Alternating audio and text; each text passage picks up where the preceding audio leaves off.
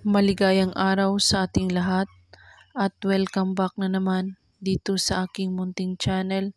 Panibagong araw, panibagong video na naman tayo.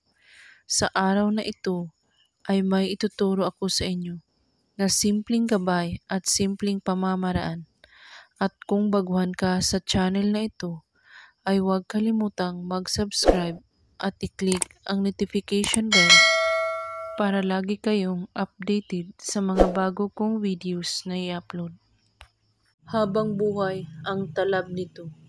Napakatindi ang spell na ito dahil kapag ginawa mo ito sa kanya, hindi siya magsawa sa iyong pag-ibig.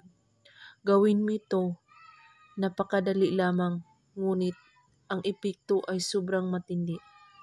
Una mong gagawin ay linisin mo ang iyong isipan.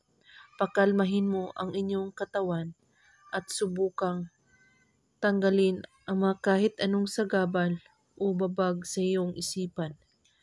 At kailangan mo itong gawin sa bilog ng buwan at sa madilim na iyong kwarto o kahit saan, basta't madilim.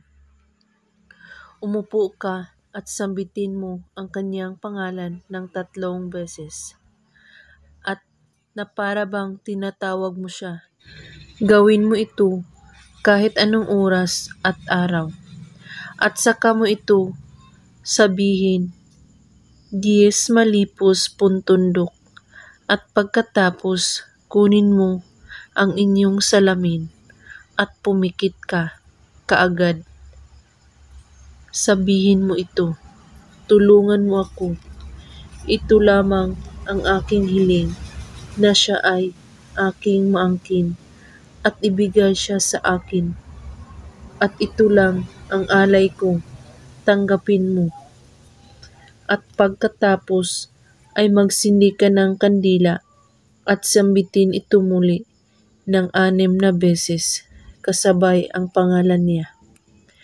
Alimangali, Zor, Kritia.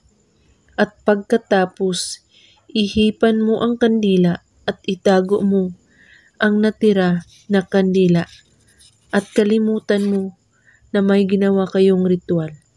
Ulit-ulitin ito kada bilog ng buwan.